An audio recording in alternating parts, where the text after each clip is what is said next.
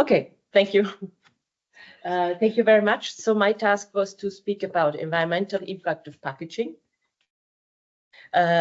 which is a very broad title. So I was thinking what I can do with this title. So I prepared a lecture in 3 points. The first one is the specificity of packaging in eco-design, and this was already introduced before me.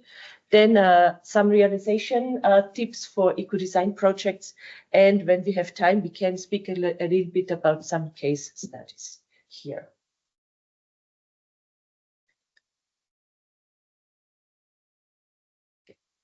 So just to make the link to the previous lecture, so I think that Professor Rangowski was convincing you that we have a several number of functions to be cared for when we are doing food packaging, and they were all described now. So this is something we need to keep in mind if we want to go into the challenge of decreasing the environmental impact of the whole service offer. So I'm often in food packaging, we are thinking about the service, which is going to be the food packaging plus the food which is packed inside. So it is the whole offer which is there for the customer. And this is the thing which needs to be optimized.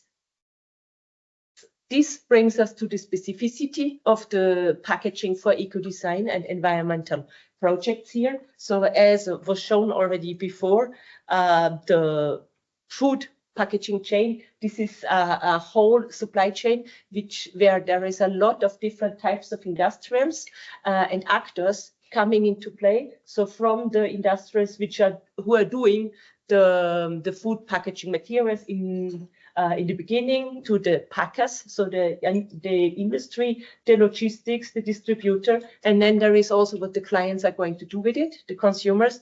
And there is also a very important actor, which is all the waste treatment systems, which is often systems of the municipalities.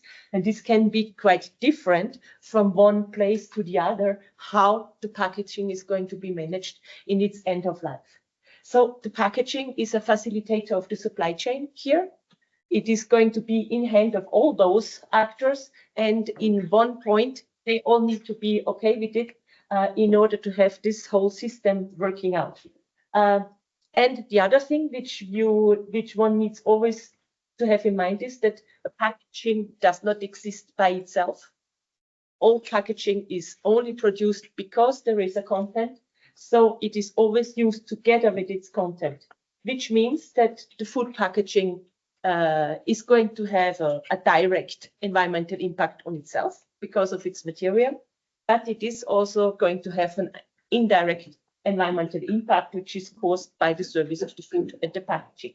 Okay, and host Christian Rangowski was already stressing this point: food losses, transport efficiency. Those are indirect packaging effects. So when you want to do something in the design of the system, there is a need of this integrated view of the supply chain in order to make an eco-design process happening. So now to this very broad title, which was a problem for me. So environmental impacts of packaging materials. Well, the short answer is yes, but it doesn't help. Okay. And the other thing is when I say, well, it depends, it doesn't help neither. So maybe we can just come up with some general ideas or rules, let's say.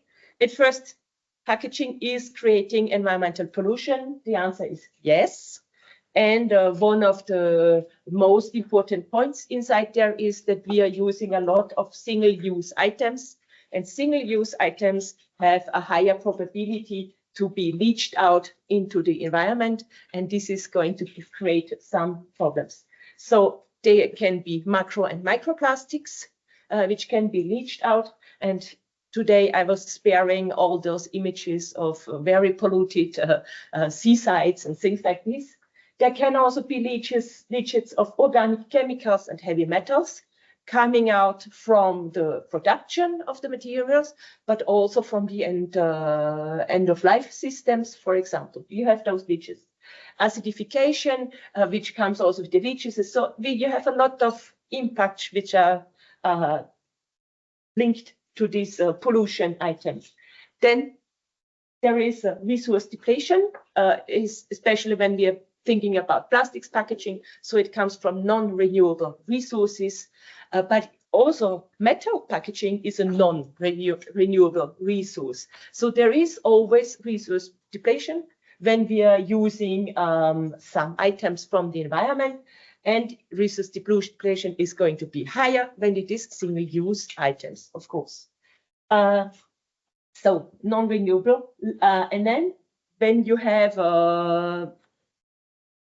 bio-based or renewable packaging, then you have land use problems. So there is also a depletion because land is also a limited resource, and when you need to grow trees in order to have paper, you need to use the land for it, for example. And then the last point here is the global warming, which is always obviously coming with the production process, a use phase, and an end of waste treatment. So let's say this is the major impacts, and I still didn't say anything new to you. What I was also doing here in the classification, you see that I'm putting the environmental pollution before and the CO2 last. And this is one of the characteristics we need to think about when we are speaking about objects, physical objects. With plastics also, we have much more a pollution problem than a climate change problem. But with this, I do not say that climate change is neglectable, okay? It is just like an order, or in order to help you to target, right, an environmental problem when one is presented to your company or association or whatever. Okay. So I tried then to go a little bit on the specific environmental impacts of each type of material. Well, all type of environmental impacts are always existing. And I'm also saying that we shouldn't only focus on the CO2, for example, because even when we can manage global warming, when biodiversity doesn't work out, it's not good for our survival either. So one shouldn't choose directly from the starting an environmental impact category. And also because I was telling you that environmental pollution is one of our biggest problems. So we need to look on the thing always on the broader manner. So I tried here to illustrate just with the hands some differences between the different materials. So when you are glass packaging, it has a high energy which is needed during processing. It's 1500 degrees C. So this needs you very, very high energy impact. You cannot do this, for example, with electricity. There needs something to be burned in order to make glass. Which means that you have high CO2 release in glass production. And well, the major impact of the glass production here is the global warming potential. Metals is a little bit the same thing, because here also you have a very, very high energy need during the processing. You have the CO2 release, but then you have also all the leachate of the heavy metals and the pollution which is coming out of metal production. Okay, so you have the greenhouse, the greenhouse potential, the terrestrial ecotoxicity, and the human toxicity, which are linked mainly to metal packagings. Then paper and board, there, well, it is a renewable resource, which comes then with land use and deforestation, because we need to cut down the trees in order to do the paper. Water consumption, because the paper industry is very, very water consuming. Leaching out chemicals and acidification, because of the chemical industry. So here you have terrestrial ecotoxicity, biodiversity, human toxicity, and the greenhouse warming potential is the last, because it is a renewable source. Okay, and also you have a lot of green energy inside the paper industry, which is burning its own black liquors, for example. And then the last but not least is the plastics. So here you have the chemicals and the plastics leachates. There is a big discussion about microplastics, and we cannot go over it. And then there is the non-renewable resources challenge. But what you see is that in the end, always you do a comparison of plastics with other materials for the GWP, where you see that in fact plastics are not producing that much CO2. Mainly it is just fixed in the plastics, and as they are living forever as an environmental pollution, they are not bringing out the CO2 into the atmosphere. So here we have more problems with the terrestrial ecotoxicity, human toxicity, and biodiversity issues to deal with when we are speaking about plastics. And here I'm not saying that this is minor issues, it is major issues in any case. So this was still a very global thing in order to help us to get some hands on how we can approach an environmental impact of packaging materials. Well, so then I wanted to prove something to you because it is still a little bit loud, like how it depends. So I was looking for papers, but it's not that easy to find. So this here, for example, is a life cycle analysis of paper and board packaging. So what you see, it is always easier to compare still the CO2 impact. So in average, you have 950 kilograms. Well, there is CO2 impact, and it is the impact category, I think, which is the most used and the most certain also in its assessment. So but then you see there is this high energy unit, the acidification potential and the eutrophication potential, which are quite important. What was for me interesting in their study is here you see a lot of different producer countries. Okay, so Brazil, China, I cannot read. So the EU, the northern states of the European community, other producing countries. So what you can find is that there are quite high differences in the environmental impact as a function of the producing country. So when you look at this, you need also, it is not only, it depends on the specific packaging formulation and the type of the material, it depends also on the producing country where your environmental impact is going to come from.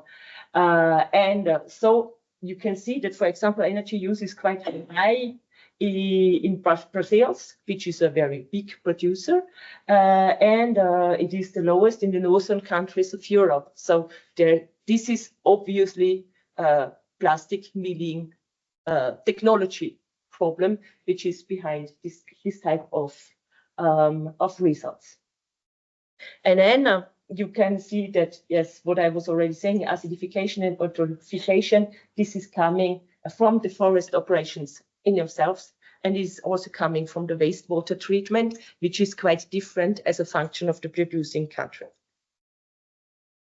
Then for plastics, it was not quite that easy to find only plastics. So this is a very, very old study, and it has the advantage to compare glass jars to plastic pots for yogurt packaging on a German market. And it has the disadvantage that all the environmental impacts were normalized here to glass. You see, glass is always 100%, and then you can see how the plastics are comparing to it, and you can see in which type of impact category plastics are performing better, and in which kind of impact category plastics are performing less. And well, when you look on the overall picture of all those impacts, plastics are not performing that worse. They are often performing better. And this is something what I was telling to you. This is mainly because glass is high energy material, and it needs these high temperatures here to be done. And this was, but this is only a cradle to company gate life cycle analysis, so it does not take into account use phase. I don't know, it took into account, did not take into account the leakages to the environment here, but it included the transport, the filling, and the recycling of the glass jars and the plastic pots. And yes, sorry, I forgot. And another thing which was quite interesting in the study is because they went until the final part of the packaging system, is that one of the highest impacts was also to the UHT, so the high temperature procedure for yogurt, for the sterilization. this is much lower impact in the plastic pot with regards to the retort system of the glass. So there is an impact which is just linked to the packaging of the material in itself, which is making a difference in the whole life cycle analysis of the systems. Yes, and they were taking into account the fact that, of course, we recycle much more glass than we are recycling plastic pots. So this was a quite old one, but it's quite hard to find studies with that much of different types of environmental impact analyzed. And then I had the last one, so just to the plastics in itself. Well, there is no environmental impact of plastics. There is environmental impact of polyethylene, of polypropylene, of PET. Okay, so I was taking two studies which seemed of interest to me. The first one I chose because of, well, they had at least some different impacts, except the CO2. And what you cannot see here, because I took their pictures as it was, is so this is plastic bags of polypropylene. No, I think they had in polypropylene and polyamide. And so the first one, this up till here, this is the resource use. So this is the non-renewable resource depletion. Then here you have the climate change impact, and here you have the human health and the ecosystem quality. So obviously of 2014, before all the microplastics discussion started. Okay, this just to prove to you a little bit my very general idea that we should not only focus on the climate change. Okay. And then here, this is a newer one, a newer life cycle assessment, and you see that there is still the climate change, the resource use, the land use, and the water use. And what they were comparing was polypropylene and polyethylene are fossil-based plastics. They were comparing this to bio-based plastics, which is here polylactide. Okay, and what can be seen when we compare the impacts between a fossil-based and a bio-based type of a plastic is that the climate change impact is higher with the fossil-based ones with respect to the bio-based ones. It's clear because it is renewable. It's not a very is half.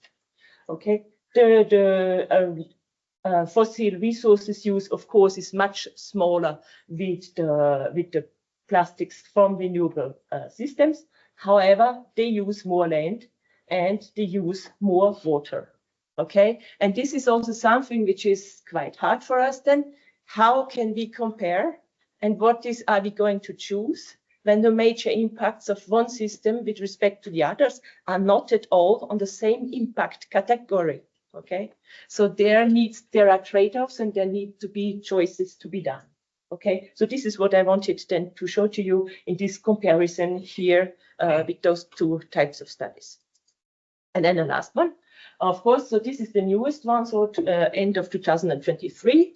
Now microplastics discussion started. Is this still a comparison between a fossil-based resource, which is not biodegradable, and let's say the most biodegradable plastics we have on the market for the moment. And what they were doing is, so you have essentially the same type of result for the environmental impact, and they were trying to generate a new impact category which is linked to the creation of microplastics. So they were associating a probability of littering to the conventional and the alternative packaging, which is the same. And then they were testing their lifetime cost to marine ecosystems because of the leaching out of small particles into the environment. And well, in that case, you can see that while the alternative packaging here in the environmental impact has quite higher environmental impact, but it would have a much lower impact when you take into account this new type of impact categories. So this is just coming up now because until now, there was no possibility, there was no case to tip in an LCA study, how can we manage with this environmental impact of these emerging pollutants? So to say to you, the things are complicated, but there are now innovations coming up in this with this respect. So now my answer is still, well, it depends. So environmental impact of packaging. People are asking us to go to the circular economy. Horst Christian Langowski was already speaking to you about this. So just a reminder for what it means. Today we are living in a most linear system where we are just extracting something from nature, and in the end we're giving our waste back to the nature, and it goes like straight line like this. So the idea would be to have reuse cycles in here or recycling cycles. Among us, so reuse, this is something which is very, very common, not for packaging, but the more expensive the object or the product is you're considering, the more you have the reuse. You know, your flat or your house, you are not throw it away. It is going to be reused by other people after you left it for any reason. Okay. Remanufacturing, refurbishing, the car industry is wonderful. Of course, we are repairing our cars. It's a very expensive thing. But how can you do this with a thing which has almost no cost? You know, plastic bottle doesn't cost you less than €1. So what are you going here to reuse or refurbish in this? Okay, so this is one of the biggest challenges. So I don't say that we cannot do circular economy. We are very good in it when it's a very expensive thing, but now we need to learn how to do this for not expensive things. And so recycling, mechanical, chemical, or organic recycling could be here for the packaging, maybe the most evident destiny here. Another thing to be here is the idea. So I was putting it on the same. The idea would be also to separate also biological wastes from technological wastes, and to try to have all this technological waste in the technosphere and not to have them leaching out into the environment, but also to care for the biological wastes, because there is also a lot of environmental impact. Which means that what I now love in my career is waste treatment operations. Are very, very interesting operations, and they are the key to the circular economy, because it is here where everybody is encountering each other. So you need to look on this stage, but it is a smelly and not very nice business. Okay. Then was already taught to us, there is an interconnection between food and the packaging, and it is called the packaging relative environmental impact. It comes also from the idea that there is, as Horst Christian was already telling you, a lot of food losses in the households, and 20 to 25% can be packaging related there, which means that our packaging has its own impact, but it has its indirect impacts. And here also, as a rule of thumb, you can say that the more expensive the food is to produce from an environmental point of view, the less you need to care about the environmental impact of the packaging, because it's not going to weigh a lot. When you are here for meat, it is important to conserve and protect the meat, because like beef being lost is a very, very high loss to environment. Okay, so you can offer more sophisticated packaging systems here, whereas on the other side, on soft drinks, and the worst one is water.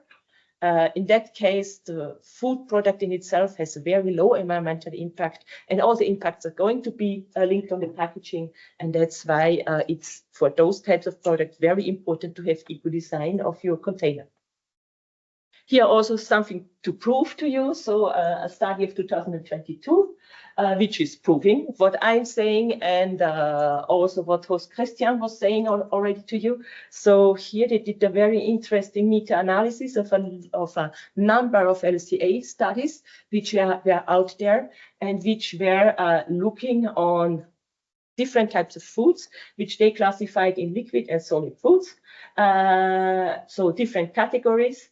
And then they were looking about the contribution of the plastics packaging in the environmental impact categories of those types of foods.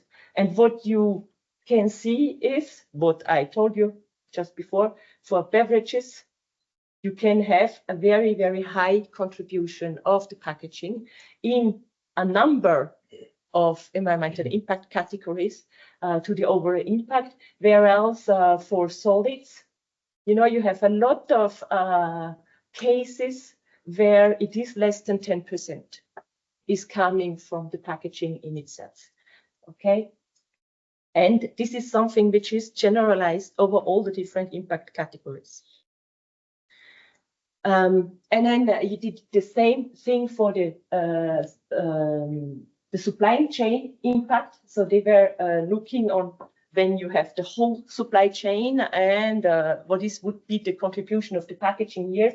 And what can be a take-home message here is, well, the overall impact of the packaging in the supply chain is small. You barely reach 10%. Okay, so this is supporting what was done, was said before. When we think about eco-designing packaging, we need to be very strict with the functional requirements, because when we fail to protect, then we fail our mission. But this does gives us still the necessity to do something on the packaging in itself, because we cannot stay here and say, okay, fine, nothing to see. We need to do our part. So how can we do our part in this case? So obviously there is going to be an optimum between the whole total environmental impact of the packaging and of the whole system and the packaging in itself. So our part is finding this optimum here. Okay, not to lose the food, but have a minimum required packaging. This can be done with circular economy projects. So how can you do it? Because I'm an engineer, so it's all very bad. So we need to take action. How can we do? Well, you need to understand the different situation I was showing you. As a function where your suppliers are on, you can have quite different impacts. You need to understand your situation. Sometimes it is not easy to understand your situation. You need even brainstorming techniques to understand your own situation, and then do a functional analysis of the product or the service you have. Then develop ideas and concepts how to go down with the environmental impact as a function of your requirements, optimize the processes and the services, and realize a circular project and evaluate it. So for this realization, we have several tools. We have generative tools of eco-design, evaluative tools of environmental impact, and of circularity. And this is all things which can be found on the FitNESS platform, helping you, showing you how can we take action in this field.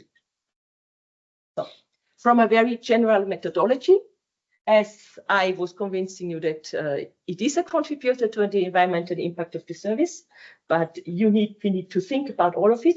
So what was presented to you, we need to think about the whole packaging system, and also the system level, what consumers are going to do with it, and also what is the waste treatment my package is going to experience in the end. And here also, this is something we are working a lot on for the moment. There are almost no consolidated databases. So I'm from France. There is not one database telling us in one region you have that recycling system, you have incineration, or you have landfilling. This is all distinct. So the information exists, but it is not consolidated. So when you want to know what's happening to your waste when it's treated after the consumer is throwing it away, it's quite a hard time. But this is something which needs to be understood.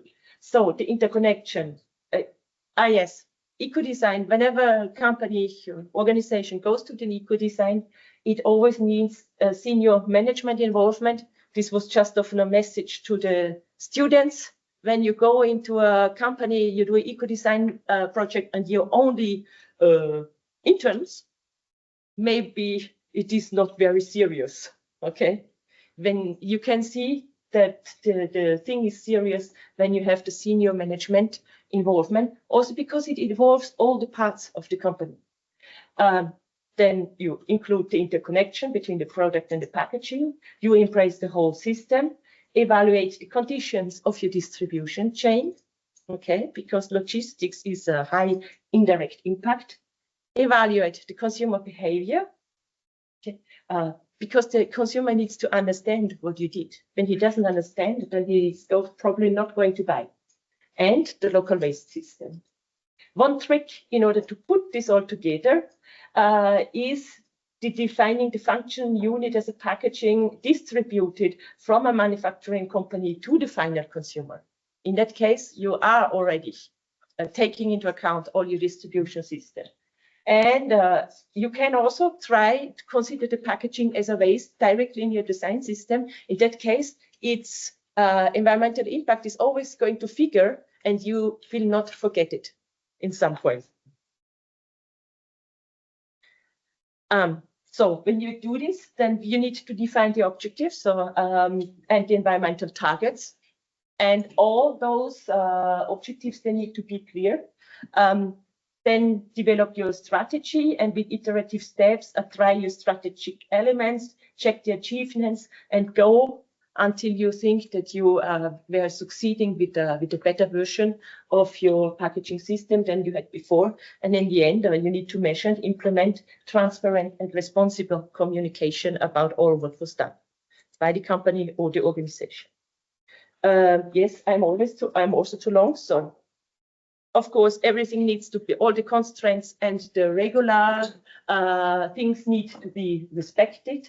The logistics standards and all of this needs to be respected. So this goes into your design brief, and different information on all these requirements can be found in the specific lectures of FitNESS. So you can have a lot of information about all of this. There is also ideas, for example, in the life cycle assessment, in the inventory, to try to put the food safety problematics inside the inventory. So there are here also, like for the emerging pollutants, new impact categories which are created in order to have the impact, the health impact of the packaging directly in the inventory, and direct your eco-design process with the help of this type of tricks. Okay, some design elements: optimized resource use, sustainable sourcing, responsible use, and recycling or organic waste treatment. Each design element has always its checklists and needs to be evaluated. Okay, so I was taking some from your website, some examples.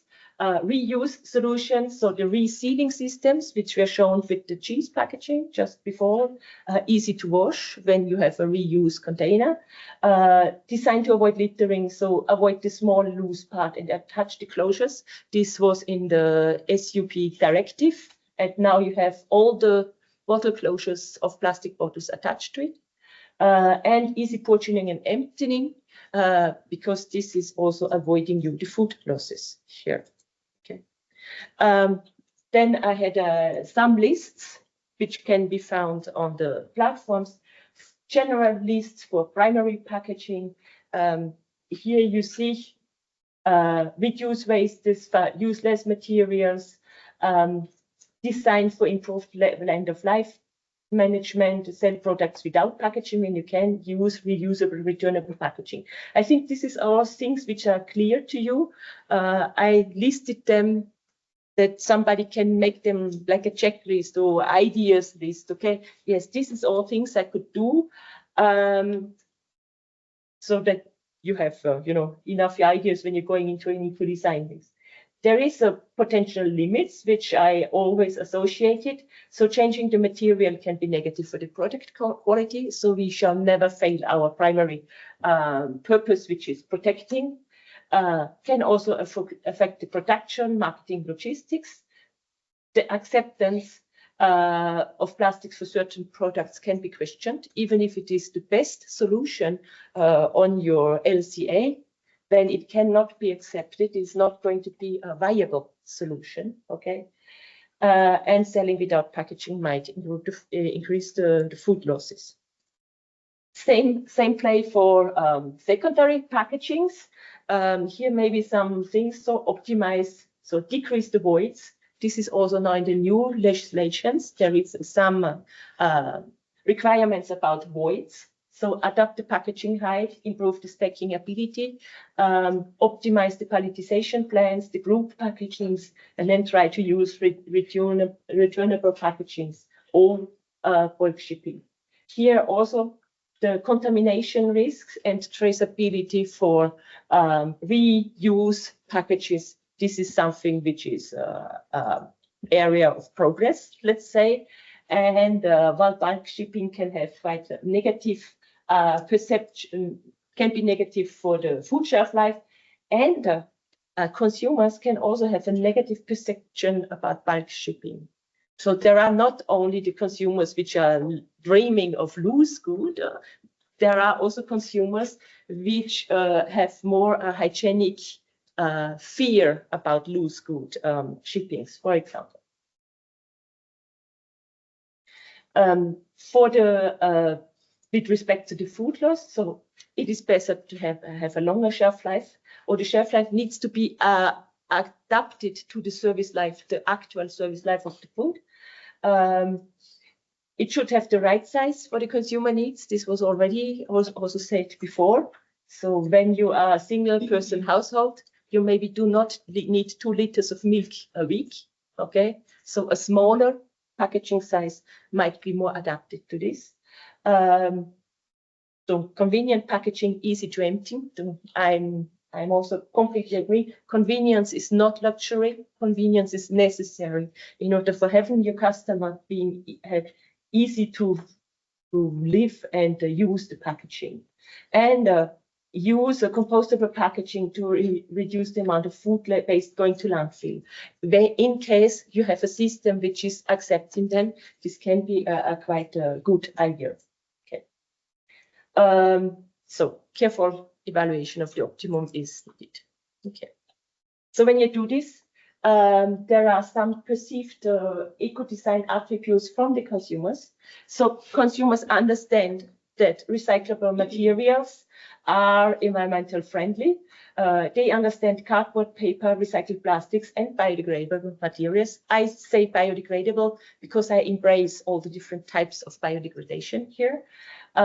Smaller weighted optimized container ratio is something which is understood by the customers.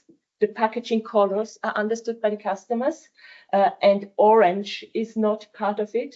So normally should be more gray, green, blue, transparent, something like this. And in the shapes more round, curved, and delicate, okay? In order to have this signal to the consumers. Consumers like to look on labeling. So when your company doing efforts, do a label, because consumers are very, very sensitive to this. And well, when you have a high-priced eco-packed product, then it could have higher price than other products, and this can be understood and can be even positive for the brand images. Okay? However, there are also some concerns which shouldn't be overlooked. So there is the trust and the credibility of the brand image. And then there are quite some consumers, they are thinking about health and cleaning risks. So typically for compostable packaging, they think if there wasn't a health risk due to microbial spoilage. So this is things which need to be addressed, increased food loss and aesthetic sacrifice.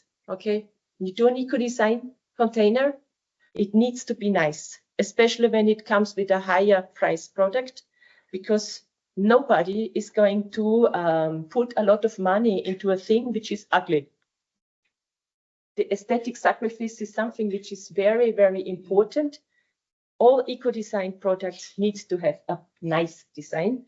And this comes also with the last one, the value for money balance. Needs to be some balancing If not, the consumers are not going to buy or understand. Okay, I'm too long. So those were like quite general rules in order to come up with eco-design packaging. In the real life, often what you would like to do is totally conflicting. Okay. So what can you do when you have conflicting targets? You have one target and the other, but the designs do not work out. So there is the proposition of doing this spider diagram with the mathematical warning. You cannot take the integral of the spider diagram for your optimization process because it has no meaning. Okay. What's there is you need to present your conflicting targets and your conflicting results, define minimum requirements, and this is where the strategic definition comes into play. You know, you need to have clear objectives, and then you do decision making with respect to these objectives. It is not going to be perfect, and this is our everyday life. Nothing is ever going to be perfect. It needs to be sufficiently good. Okay. Once this is done, you need to measure and implement. So evaluative tools are necessary.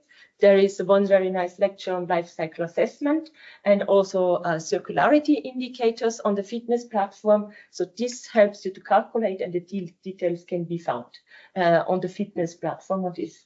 And then you need to implement transparent communication where you put in front the easily perceived attributes of the eco-design for the consumers, which are your eco-friendly materials, the optimized size, and the eco-labels. As the main points, I think. Okay. People were doing it, so we had there is some feedback from successful eco-design projects. Although something I think didn't write, or maybe I wrote it down. What is in favor of an eco-design project and of sustainability of a company or organization as a whole is have better internal coordination. And often an eco-design project even helps you to foster this internal coordination because you need to have, I don't know, your marketing department, your production department, the logistics department, you know, the innovation departments, they need to work together in order to come up with a solution. A multifunctional design view. This is also why I was speaking to you about also multifunctional environmental impact. Needs that you constitute multi-competence teams for different services of the company, get on board the customers and the suppliers, including the logistics companies. This can often help also a lot the take-up of the innovation on the ground then.